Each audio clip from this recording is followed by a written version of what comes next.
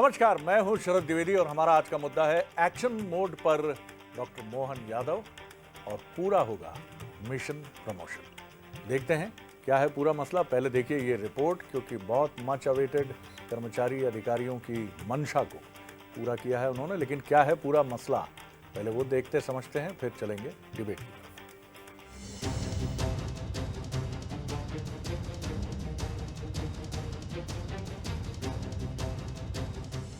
भोपाल में सीएम मोहन यादव की अध्यक्षता में हुई कैबिनेट मीटिंग में वो फैसला लिया गया जिसका इंतजार प्रदेश के लाखों कर्मचारियों को 9 साल से था।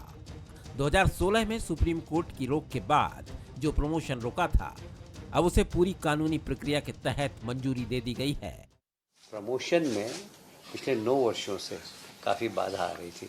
इस बार हमने एक रास्ता निकाला है जिससे कि हमारे कर्मचारियों के प्रमोशन हो, और जब प्रमोशन होंगे तो निश्चित रूप से नीचे के स्थान रिक्त भी होंगे, तो फिर हम लोगों को भर्ती भी देख कर पाएंगे। तो इसलिए एक नई भर्ती के दरवाजे भी खुलेंगे। तो एक बहुत बड़ा महत्वपूर्ण निर्णय लिया है 9 वर्षों बाद। मुख्यमंत्री मोहन यादव ने खुद ट्वीट कर फैसले को लंबित न्याय का समाधान बताया। उन्होंने कहा कि यह फैसला सभी वर्गों के हितों को ध्यान में रखते हुए लिया गया है। सीएम ने यह भी कहा कि इस फैसले के बाद 2 लाख पद खाली होंगे और जल्द भर्ती प्रक्रिया शुरू की जाएगी। प्रमोशन में आरक्षण का नया फॉर्मूला भी तय किया गया है। खाली पदों को SC, ST और अनारक्षित वर्ग में बांटा जाएगा। इसमें SC को 16% और ST को 20% हिस्सा मिलेगा। पहले SC, ST के पद भरे जाएंगे, फिर बाकी के। क्लास 1 के लिए लिस्ट मेरिट और सीनियरिटी बेस पर होगी। क्लास 2 के पदों के लिए लिस्ट सीनियरिटी बेस पर होगी। कर्मचारियों की गोपनीय रिपोर्ट का अच्छा होना जरूरी है। पिछले 2 साल में कम से कम 1 रिपोर्ट आउटस्टैंडिंग होना चाहिए। पिछले 7 साल में कम से कम 4 रिपोर्ट A+ होनी चाहिए। कर्मचारी की गलती से यदि उसकी ACR यानी गोपनीय रिपोर्ट नहीं है तो उसका प्रमोशन नहीं होगा। मोहन सरकार के इस फैसले के बाद सियासत भी शुरू हो गई है। नेता प्रतिपक्ष उमंग सिंघार ने सरकार पर निशाना साधते हुए पूछा कि फैसला तो लिया, लेकिन 10 साल क्यों लग गए। नेता प्रतिपक्ष ने बैकलॉग भर्ती में आरक्षित वर्ग को वरीयता देने की मांग की और पूछा कि सरेंडर हो चुके पदों का क्या होगा। मैं सरकार से ये कहना चाहता हूं कि आपका प्रमोशन का आपने फैसला लिया, 10 साल से ज़्यादा समय क्यों लग गया। आप क्या ये बताएगी सरकार की जो बैकलॉग की भर्ती है, जो बंद की थी, जो पदोन्नति बंद की थी, क्या इनको वरीयता जो 10 साल 15 साल के पुराने के हिसाब से दी जाएगी। जो आपके पद आपने सरेंडर कर दिए, उन पदों का क्या, उन पदों के बारे में आपने उनके बारे में आपने सरकार ने कोई स्पष्ट नहीं कहा। विशेषज्ञ मानते हैं कि ये फैसला सिर्फ प्रशासनिक नहीं बल्कि राजनीतिक भी है। कर्मचारी प्रदेश का सबसे बड़ा वोट बैंक है। 4 लाख कर्मचारियों और उनके परिवारों को साधने की दिशा में इसे डॉक्टर मोहन यादव का बड़ा कदम माना जा रहा है।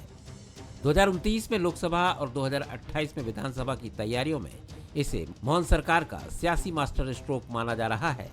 इस फैसले से मुख्यमंत्री ने बता दिया है कि लंबे वक्त से अटके मुद्दों को लेकर उनकी रीति और नीति साफ है। कुल मिलाकर जटिल मुद्दों को मुख्यमंत्री लटका कर रखने के मूड में नहीं है। उनकी दूरदृष्टि और उदार छवि बता रही है कि कर्मचारियों के हित में बड़े फैसले लेने में कोई कोर कसर बाकी नहीं छोड़ेंगे। तो ये मसला 2002 से अटका था, फिर ये हाई कोर्ट जाता है और 2002 की जो प्रक्रिया है, जो नियमावली उस समय अस्तित्व में थी प्रमोशंस को लेकर, उसको चैलेंज किया जाता है पहले हाई कोर्ट में और फिर सुप्रीम कोर्ट में।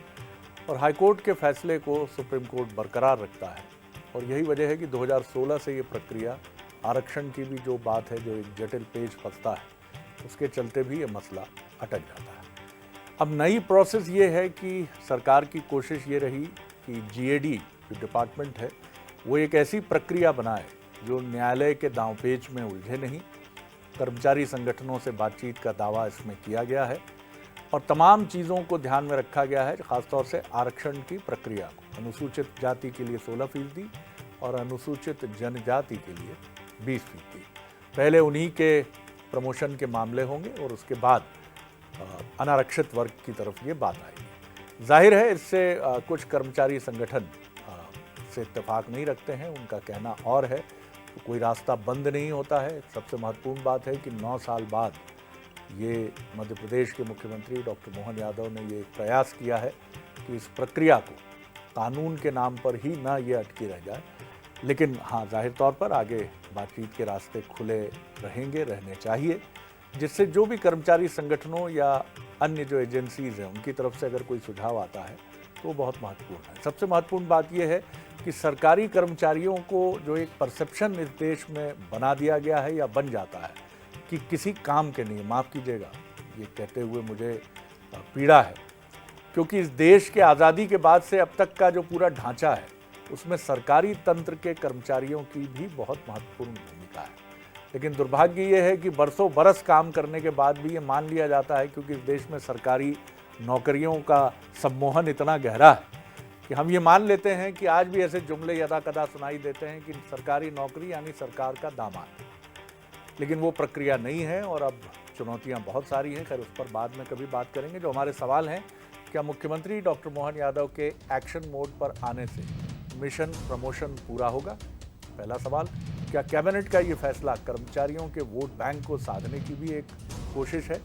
और फैसले के बाद कांग्रेस सरकार की मंशा पर सवाल, कांग्रेस क्यों खड़े कर रही है? ये हमारा तीसरा सवाल। जो मेहमान हमारे साथ स्टूडियो में हैं उनसे मुलाकात करिए। हमारे साथ हैं उमाशंकर तिवारी जी, हैं कर्मचारी नेता हैं और प्रखर सामाजिक दृष्टि रखने वाले व्यक्तित्व भी हैं। हमेशा मैं उनको सोशल मीडिया पर किसी न किसी मुद्दे को लेकर सक्रिय देखता हूं। पंकज चतुर्वेदी जी हैं, सीनियर लीडर हैं, बीजेपी के प्रवक्ता हैं, मोटिवेशनल स्पीकर हैं, लेखक हैं, पर्यावरण उनका प्रिय विषय है, उनका स्वागत है। और हमारे साथ हैं कांग्रेस के सीनियर लीडर और spokesperson doctor Vikram Chaudhary, उनका भी मैं बहुत स्वागत करता हूं। सहज, सरल, सौम्य और मनोज सैनी हमारे एग्जीक्यूटिव एडिटर पॉलिटिकल अफेयर्स, उनका भी मैं बहुत स्वागत करता हूं। सबसे पहले तिवारी साहब, आज मौका आपका है तो शुरुआत आपसे होगी। किस तरह आप देखते हैं, पहले तो कितनी खुशी, कितनी प्रसन्नता या कुछ भाव भी है भी कि ये और होगा तो और बेहतर होगा? जी देखिए, जो आपने विषय बोला है और निश्चित रूप से इसमें समझ नहीं पा रहे हैं मैं रोऊं या हंसूं, करूं मैं क्या करूं, क्योंकि आज तक जो मुद्दा ये था जो प्रमोशन पे रोक लगी थी, वो रोक किस आधार पर लगी थी, पहले तो ये समझने की भी बात होगी। और अभी तक 9 साल में जो कर्मचारी रिटायर हो गए, लाखों कर्मचारी इससे वंचित हुए, वो आखिर वजह क्या थी? वो वजह हम जान लें तो वो वजह आज भी दूर नहीं हुई है। मुद्दा ये था कि 2002 के जो पदोन्नति नियम थे उसमें ये था कि पदोन्नति में आरक्षण जब दिग्विजय सिंह जी की सरकार ने ये लागू कर दिया था, तो उसको लेकर जो संगठनों में विरोध हुआ और उससे कहीं ना कहीं प्रमोशन में जो कैडर अनुसूचित जाति जनजाति को लाभ मिल रहा था, उसको लेकर जब मामला उच्च न्यायालय में पहुंचा तो उच्च न्यायालय के अधीन जो निर्णय आया था, उन्होंने कहा था पदोन्नति में आरक्षण उचित नहीं है, क्योंकि एक ही बार जब सेवा में भर्ती हो तब उसका लाभ दिया जाए, 2 बार लाभ नहीं दिया जाए। ये तो मामला था। और वो मामला जब 2016 में माननीय उच्चतम न्यायालय पहुंचा, उसके बावजूद आज तक उस मामले में कोई निर्णय नहीं हुआ है। निर्णय वहीं था, लेकिन हुआ क्या कि बीच में लगातार कई विभागों में पदोन्नतियां जारी थीं। पदोन्नति रुकी नहीं है, 9 साल से आप उठा के देख लीजिए, सूचना के अधिकार कोई भी पूछ सकता है, पदोन्नतियां जारी थी, लेकिन विभाग दे रहे थे। और विभागों की ऐसे था कि वो जब पदोन्नति कोई भी विभाग में आदेश होता था तो उसमें लिख दिया जाता था माननीय उच्चतम न्यायालय के निर्णय के अध्याधीन रहते हुए जो पदोन्नति दी जा रही है। जब ये मामले आए तो उसमें सबसे पहले हमारे संगठन ने और मेरे द्वारा ही इसको लिखा गया कि जब अन्य विभागों में माननीय उच्चतम न्यायालय के आदेश को वो बना के हुए पदोन्नतियाँ दी जा सकती हैं, तो सारे विभागों में क्यों नहीं? तो जब ये मामला फिर हमने संगठनों के तहत बुलवाया और हमारे सारे संगठनों को इस पर लिखवाया, कहीं ना कहीं मीडिया के माध्यम से ये जब माननीय मुख्यमंत्री जी तक पहुंचा तो उन्होंने ये निर्णय लिया और उसके बाद बीच में उन्होंने घोषणा की थी। आज जो कैबिनेट में हमने देखा तो पदोन्नति में आरक्षण तो पहले भी था, पदोन्नति में आरक्षण आज भी है, 20% और 16%। ये क्या है? आरक्षण तो कहीं ना कहीं है। तो इसलिए आपने बोला क्या प्रतिक्रिया है, तो इसमें रोने और हंसने जैसी स्थिति है। कभी कोई पीछे से चांटा मार जाए वो पता ही नहीं पड़ता किसने मारा, वो गम नहीं होता। तिवारी साहब, क्या हम इसी के लिए गाड़ी को कहीं खड़ा करके बीच सड़क पर या किनारे करके हम रोक के रखें गाड़ी को? नहीं, रोक के नहीं रखना चाहिए। आगे तो बढ़ी, कम से कम अगर मैं आपके शब्द में मानूं कि आप जो कह रहे हैं उसमें दम है, तो कम से कम गाड़ी आगे तो बढ़ी। सर गाड़ी तो चली रही थी, आप हंस भी तो सकते हैं। सर गाड़ी चल रही थी, बहुत धीरे चलती थी, कभी रुक जाती थी, धीरे चल रही थी। मैंने बताया पदोन्नति रुकी नहीं थी और आज भी कोई फैसला नहीं आया है। माननीय उच्चतम न्यायालय का कोई फैसला अभी नहीं आया है। और आपको यह भी बता देना चाहता हूं, ऐसा कोई अभी आदेश पिछले 9 साल में नहीं था कि पदोन्नति पर रोक लगाई जाए। उसका लाभ जो वरिष्ठ अधिकारी होते थे, जो सही चीज है वो पढ़ते थे और वो दे देते थे और माननीय उच्चतम न्यायालय का अध्यादेश दे देते थे।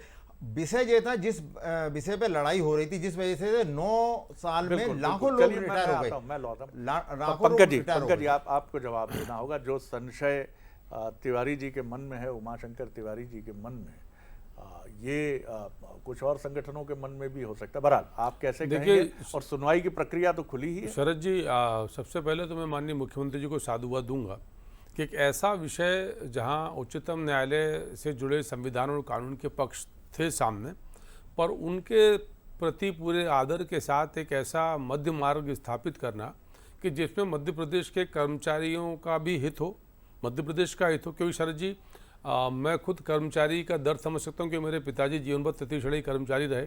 मैंने अपने पूरे अध्ययन काल में 33 श्रेणी कर्मचारी के पुत्र के संतान के नाते जो लाभ मिलते थे फीस के, वो लिए मैंने। उनमें से अधिकांश लोगों की कहानी यही कहानी है सर जी। तो इसलिए एक तृतीय या चतुर्थ श्रेणी के कर्मचारी की आर्थिक स्थिति, उनकी विषमताएं मैंने बचपन से भोगी और अनुभव करी हैं। तो मैं समझ सकता हूँ कि पदोन्नति कितनी महत्वपूर्ण होती है। और शरद जी, इसके साथ साथ इस पक्ष का भी ध्यान रखना है कि जो संविधान बाबा साहब अम्बेडकर ने बनाया, उस संविधान में शरद जी स्पष्ट तौर पर आज भी देश में आवश्यकता है कि हमारे SC ST के भाई बहनों को अभी आरक्षण की आवश्यकता है, उनकी सामाजिक और आर्थिक कर्मोन्नति के लिए, पदोन्नति के लिए और विकास के लिए। और इसी आधार पर जो विसंगति है, उस विसंगति को ध्यान में रखते हुए सरकार ने प्रयास किया कि SC ST का जो दोनों का मिलाकर 36% होता है, 16% SC का, 20% ST का, वो 36% आरक्षण रहे। और जो भी पद का प्रमोशन होगा तो पहले आरक्षित वर्ग के हमारे भाई बहनों का पद होगा। उसके जो टोटल पद होंगे तो 36% रिजर्व होंगे SC और ST के लिए। और उन 36% में यदि SC और ST के हमारे भाई बहन नहीं है शरद जी, तो पद रिक्त रखे जाएंगे, किसी अन्य को प्रमोशन नहीं दिया जाएगा। कि वो मतलब 36% आरक्षण है जैसी प्रक्रिया संवैधानिक एक विषय। अब जो बाकी बचे पद, उन बाकी बचे पदों पर भी जो क्लास 1 के ऑफिसर हैं उनके लिए मेरिट और सीनियरिटी दोनों, और जो क्लास 2 के ऑफिसर हैं उनके लिए सीनियरिटी काउंट की जाएगी। और ऑब्वियसली कुछ शर्तें और हैं जिसमें आपकी सीआर। विशेष शरत जी ये कि यदि सारी की सारी प्रक्रिया से मध्य प्रदेश के लगभग 5 लाख कर्मचारी, उन कर्मचारियों में से लगभग 2 लाख कर्मचारियों की पदोन्नति होती है। पदोन्नति के बाद उनका पदनाम और वेतनमान और सब कुछ बदलता है, तो इसमें आपत्ति क्या है? और उन 2 लाख लोगों की शरद जी पदोन्नति से 2 लाख नए पद सबसे महत्वपूर्ण शरद जी कि 2 लाख नए पद सृजित होंगे। मध्य प्रदेश के 2 लाख नए भाई बहनों को रोजगार मिलेगा। उन 2 लाख में 36% फिर SC ST के हमारे भाई बहनों के आरक्षण के प्रावधान के आधार पर। तो ये युक्तियुक्त रास्ता निकाला है और इसमें उमाशंकर जी जैसे तमाम जो कर्मचारी संगठन उनसे राय ली सर। हमेशा मुख्यमंत्री की कोशिश ये होती है कि जो भी हितधारक हैं, स्टेक होल्डर हैं, लाभान्वित होने वाले हैं, उनसे भाई पक्ष तो यही है हमारे अधिकारी कर्मचारी। और मध्य प्रदेश में ईमानदारी से शरद जी, मेरा जब भी मुख्यमंत्री जी से संवाद होता है या संगठन में बात करके कहते हैं कि मध्य प्रदेश को गौरव है अपने कर्मचारी अधिकारियों पर कि उनकी दम पर पूरा तंत्र चल रहा है शरद जी। चलिए एक तो बहुत बहुत बधाई मुख्यमंत्री जी आपको। एक लंबा निर्णय पेंडिंग था किया आपने, 2 लाख नए पद बन रहे हैं, 2 लाख पदोन्नति होंगी। विक्रम जी एक क्विक जल्दी से रिएक्शन आप। 2 लाख नए पद बन रहे हैं, 2 लाख से पद ज़्यादा खाली हैं, प्रमोशन की आवश्यकता नहीं। यदि सरकार सही मायनों में ईमानदार होती तो 2 लाख जो पद वर्तमान में खाली डले उन पे भर्ती करे। एक बात ये तो देखिए शरद जी क्या हो रहा है इस मध्य प्रदेश में, बड़ा विडंबना है और हास्यास्पद है कि यहाँ सिर्फ जो है हक वंचना, इसको यदि हम लोकप्रिय भाषा में डकैती कहें तो ये डकैत आदमी कह रहा है कि हम अब डकैती नहीं करेंगे। ये 10 साल से यही कह रहे अब डकैती नहीं करेंगे। इसी बात पे जनता जश्न मनाने लगती है। भाई आपने नया क्या किया? तिवारी जी बता रहे थे कि किसी प्रकार का मुकदमा या किसी प्रकार का वाद न्यायालय में नहीं चल रहा था, एक बात। दूसरी बात ये है कि ये जो डिलेमा था ये सिर्फ SC और ST के लिए थे, सामान्य लोग तो इससे खाली थे।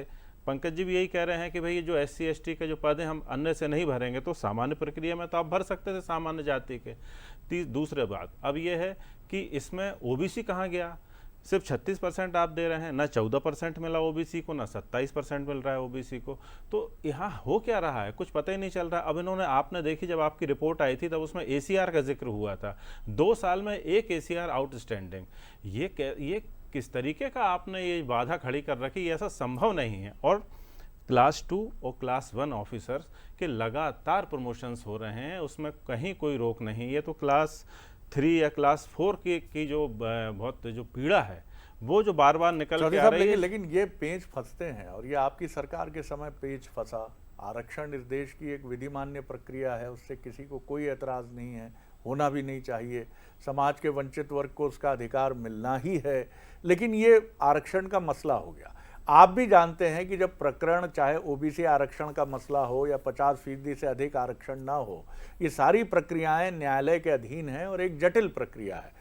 ऐसे में आप चाहते हैं यथास्थिति बनी रहे, कोई नई पहल हो तो कम से कम हम उसका सपोर्ट ना करें, तो ये तो देखें कि कम से कम एक नई चीज जो आइस ब्रेक करने की कोशिश हो रही है। अब ये 6 महीने से हम बात सुन रहे हैं, फिर सुन रहे हैं। अभी तो कैबिनेट में पास हुआ है, इसके उपनियम भी बनेंगे, जैसे केसीआर के संबंध में उपनियम है, अन्य उपनियम बनेंगे।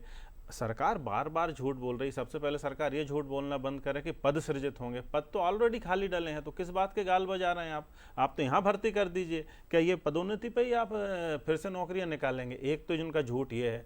दूसरी बात है ओबीसी कहाँ चला गया? जब आपने ओबीसी के लिए घोषणा कर दी है और नियम और कानून बनाना आपकी विधानसभा के हाथ में है और आपकी विधानसभा में बहुमत है, तो ओबीसी को क्यों आप इससे दूर रख रहे हैं? 50% के अंदर ही कर दीजिए, 14% दे दीजिए, 36 और 14 50 ही होगा। तो ओबीसी की हमारी मांग है कि उनको भी समाहित किया जाए।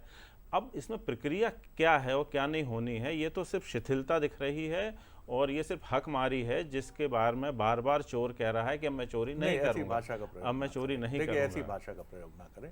ये एक ऐसी भाषा है जो मुझे लगता है कि आप खुद समझते हैं, चाहे सरकार कांग्रेस की हो या बीजेपी की हो, क्या कोई सरकार जनता को नाराज करने के लिए और दुखी करने के लिए सत्ता में आती है? आपने सुनी लिया तिवारी जी कह रहे हैं कि मैं रोऊं या नहीं, तिवारी जी जो कह रहे हैं वो प्रक्रिया का एक हिस्सा है। देखिए, आप सारे अंडे एक, जो अंग्रेजी की कहावत है कि एक बास्केट में नहीं रख सकते आप। आज आप पहले ही दिन आप चाहते हैं कि एक अचूक और अवैध प्रणाली बनकर सामने आ जाए। ये कैसे संभव है सर? हो सकता है अभी आपको कुछ चंद महीनों बाद, मैं उम्मीद करता हूं, ओबीसी आरक्षण मिले। पंकज जी बहुत कम। सर जी, लोकतंत्र में आपत्ति का अधिकार है प्रतिपक्ष को भी और कर्मचारी संगठनों को भी। लेकिन जैसा आपने कहा कि मुख्यमंत्री जी इतने सहृदय हैं, उनका बहुत ही स्पष्ट मत है, सबका सम्मान सबका उत्थान, मोहन यादव जी का स्पष्ट अभियान। तो संवाद की प्रक्रिया शरद जी बंद थोड़ी है। यदि 9 साल के जो डेडलॉक था, जो जाम था, उसको खोलकर जो फंसी हुई चीज़ें थी उनको निकाल कर एक रास्ता निकाल रहे हैं, उस रास्ते के क्रियान्वयन में यदि कुछ और सकारात्मक आगा तो उस पर अमल करने मना थोड़ी कर रहे हैं, क्योंकि सरकार बैठी कर्मचारी हित के लिए। लेकिन मुझे लगता है कि जो विषय लंबित हैं, और अभी विक्रम जी कह रहे हैं कि कोई न्यायालय में लंबित मामला उच्चतम न्यायालय के स्तर पर है। विक्रम भाई कह रहे हैं कि नहीं, तिवारी जी कह रहे थे, तिवारी जी ने तो कहा कि लंबित बताया, आपने सुना ही नहीं। मेरा यही आग्रह है शरद जी कि खूब आलोचना करो, लेकिन अगर उसमें सत्य और तथ्य नहीं होता ना, तो जनता इसीलिए अस्वीकार करती कांग्रेस को। और कोई दिक्कत नहीं। अभी ये पहली बार की हुई शुरुआत ही है शरद जी। अभी मुझे लगता है कि एक लंबी प्रोसेस इसमें और जुड़ेंगी। लोग साथ आते गए, कारवां बनता गया। अगर हम किसी एक नज़रिए से देखने लगे, और दुर्भाग्य यही है कि ये चीज़ बढ़ती चली जा रही है। बीजेपी कहती है कांग्रेस के समय कुछ नहीं हुआ, उसने धूल झोंका। कांग्रेस कहती है बीजेपी के समय नहीं हुआ। जनता जो देख रही है, आप उसको भी तय करने दीजिए। जनता जो इस लोकतंत्र की सबसे बड़ी पहरेदार है। मनोज, एक कोई कमेंट आपका जी। देखिए शरद जी, निश्चित रूप से मुझे लगता है सरकार का निर्णय तो अच्छा है। जो चीजें अटकी थी वो होते हुए दिखाई देगी। करीब 1 लाख ऐसे कर्मचारी हैं जो बिना प्रमोशन के, जिनका प्रमोशन ही नहीं हुआ और वो नौकरी से सेवा मुक्त हो गए। अब सवाल यह है कि जब 1 लाख कर्मचारी हो गए, तो क्या यही प्रक्रिया जिस प्रक्रिया के तहत चल रहा था, बाकी कर्मचारी भी इसी तरह रिटायरमेंट ले लेते, तो कम से कम उनको पदोन्नति का मौका मिलेगा। और सरकार ने देखिए अलग अलग लोगों से बात की, एक प्रक्रिया का हिस्सा तैयार किया। 36% जो आरक्षण था वो तो छोड़ रखा, उसको तो उन्होंने डिस्टर्ब नहीं किया, लेकिन 16 और 20% जिसका आप बात कर रहे थे उसको भी रखा ध्यान में। तो मुझे लगता है एक प्रक्रिया का हिस्सा बना। लेकिन महत्वपूर्ण यह है कि मुख्यमंत्री ने इसको छूने की कोशिश की। जब मामला सुप्रीम कोर्ट में है, बावजूद इसके कोई रास्ता निकाल लेना, तो मुझे लगता है स्वागत योग्य तो है कर्मचारियों की तरफ से। और इसीलिए देखिए अलग अलग कर्मचारी नेताओं से जब बात की है, जरूर तिवारी जी ये बात कह रहे हैं, उनकी अपनी बातें हो सकती है, लेकिन कुछ लोगों ने इसका स्वागत भी किया। पर अभी भी ये मसला कोर्ट जा सकता है, जैसी बातें सामने आ रही है, तो उसको लेकर सरकार ने अपनी तैयारियां कर रखी। मुझे लगता है बहुत ज्यादा इसमें विघ्न नहीं आएंगे और जून में पहली डीपीसी होने जा रही है। बिल्कुल ठीक बात है। और मुझे लगता है कि बहुत एप्रीहेंसिव होकर या बहुत सुरक्षात्मक होकर किसी चीज़ को देखना भी बहुत चिंता पैदा कर। शायद यही वजह रही कि 9 साल बीजेपी की ही सरकारों के जो मालिकान रहे, जो मालिकान शब्द तो ठीक नहीं होगा लोकतंत्र में, जो करता धरता रहे या जो भी नीति निर्धारक रहे, वो प्रशासनिक व्यवस्था में भी और ऐसे जी छूने की कोशिश कर रहे हैं मुख्यमंत्री, ये बड़ी बात कठिन थी, ये बात कठिन थी, चुनौती है ये। और मुझे प्रधानमंत्री का वक्तव्य याद आता है उनके पहले टर्म का कि इस देश में तो दायां हाथ ही बाएं हाथ के विरुद्ध कोर्ट में लड़ाई लड़ रहा है। सरकारी डिपार्टमेंट्स की लड़ाई पर उन्होंने बात की थी कि मैं जब जाता हूं कि ये काम क्यों रुका है तो पता चलता है कि पीडब्ल्यूडी को चुनौती दी है जल संसाधन विभाग ने।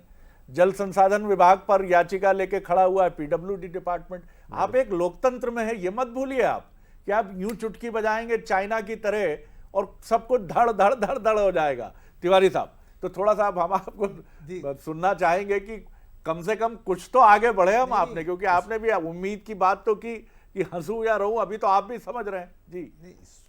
जो कदम उठाया है उसमें मैं कभी ये नहीं कह रहा कि वो खराब है, लेकिन जिस कदम को जहां रोका था, जिस विषय पे रोका था, तो वो विषय जो आज 9 साल बाद हुआ तो समय लीजिए, रिटायर हो गए, फिर मिलिए मुख्यमंत्री से, चीफ सेक्रेटरी से। तो हमें उस बात का वो कहना है कि जो विषय था वो तो वहीं खड़ा है। आज जो था पहले भी यही प्रक्रिया चल रही थी, इस प्रक्रिया के वजह से बहुत सारे लोग जो रिटायर हो गए उनको कहीं ना कहीं दुख पहुंचेगा कि यार ये तो पहले ही हो जाता तो अच्छा था। तो उसके लिए मेरा ये कहना था। और ये रही जैसे चतुर्वेदी साहब बोल रहे थे, तो आरक्षण का हमने विरोध कभी नहीं करा। नौकरी में आने के लिए आरक्षण दिया जा रहा है और उसका हमने कभी विरोध नहीं करा, कोई भी नहीं कर रहा, क्योंकि बाबा साहब अम्बेडकर जी ने जो नियम बनाया उसका हम पालन कर रहे हैं और हम संविधान के अधीन हम भी काम करेंगे, सरकार भी करेगी।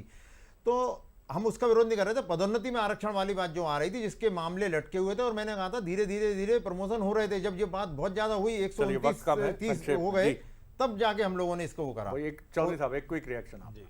हमारा ये कहना है कि जैसा तिवारी जी ने बताया कि काम तो हो रहे थे, सरकार की यदि इच्छा शक्ति हो तो जिस तरीके से कहते हैं ना कि मंत्रिमंडल की प्रत्याशा में बहुत सारे निर्णय हो जाते हैं, उसी तरीके से यदि कोई मामला लंबित भी हो, वो सरकार चाहेगी तो लोगों के प्रमोशन हो जाएंगे। जो 1.5 लाख कर्मचारी जो रिटायर्ड हो गए हैं, हमारी संवेदना उनके साथ है और मुझे लगता है कि सरकार उनको कुछ ना कुछ तो कंपनसेशन दे। चलिए, इस पर भी उनमें से कुछ कोर्ट भी शायद जा सकते हैं। पंकज, कम वक्त है। यदि काम हो रहे थे तो फिर 1.5 लाख हमारे कर्मचारी बिना पदोन्नति के रिटायर कैसे हो गए?